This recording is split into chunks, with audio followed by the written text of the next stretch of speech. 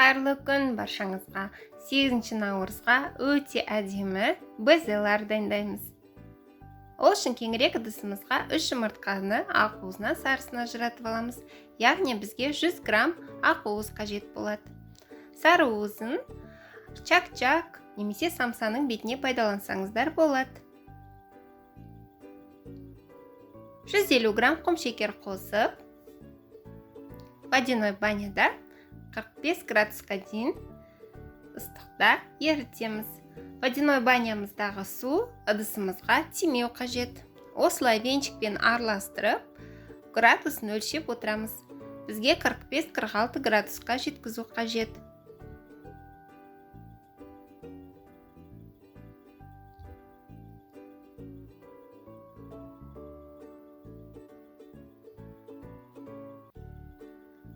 градуста алып, құрғақ ыдысымызға салып миксерлейміз.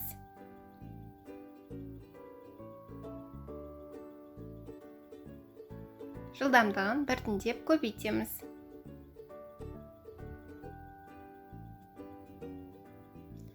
Осылай біраз аппақ боп көтерілген соң 40 грамм сахарный пудрамызды електен өткізіп қосамыз. Тағы да ақырын жылдамдықта миксерлеп аламыз. 1 минуттай миксерлейміз.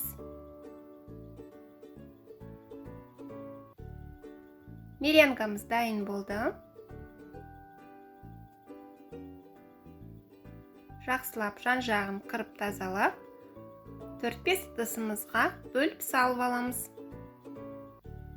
Әр түрлі түске бояймыз. Бірінші осындай көк түсті пайдаландым. Жақсылап араластырып, көгілдір түс аламыз. Өздеріңізге ұнайтын қалаған түстеріңізді пайдалансаңыздар болады. Екіншіде менде осындай гелевый краситель, бұл күлгін түс береді. Сәл ақшыл болып қалса, тағы да кішкене қоссаңыздар болады.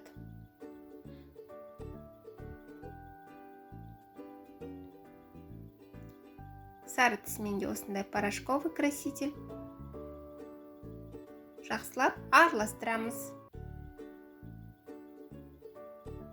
Ең соңғысы жасыл түс.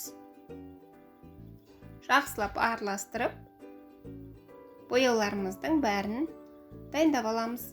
Осындай кондитерлік қалташаға салып аламыз. Өздеріңіз қалаған насадкамен пайдалансаңыздар болады.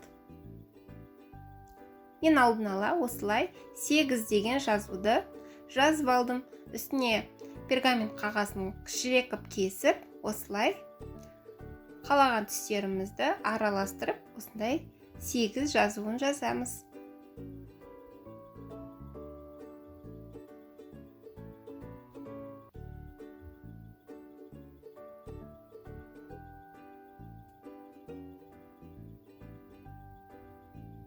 Өздеріңіздің фантазияларыңызға қарай ұнаған насадкаларыңызбен әдемі қылып жасасаңыздар болады. Осындай шпажка пайдаланамыз. Тағы да өзімізге ұнаған түстермен әдемілеп жасай береміз. Қалған артылғанын осындай кішірек торттың бетін әдемілегенге безелар дайындап қоямыз. Бұл безеларды жасап, құрғақ жерге сақтасаңыздар, біразға дейін тұра береді. Безелармен торттың бетін әдемілесеңіздер болады. Бұл безеларды кремнің үстіне қойған кезде сәл бояуы шығып кетуі мүмкін. Сол себептен тортты әбден дастарханға қоятын кезде қойсаңыздар болады, сонда жақсы болады. Осы швейцарский меренгамен дайындап көруге кеңес беремін. Безеларыңыз өте әдемі шығады. Конвекциясы қосылған духовкада 40 градуста 1,5 сағат пісіріп аламыз. Духовкаларыңыз қатты қыздыратын болса, міндетті түрде градусын азайтыңыздар. Сол кезде безеларыңыз өте әдемі шығады. Менің арнамда басқа да меренговый торт, рулет және әдемі безелардың рецептері бар. Астына описаниеға ссылка қалдырып кетем. Өтіп көрсеңіздер болады.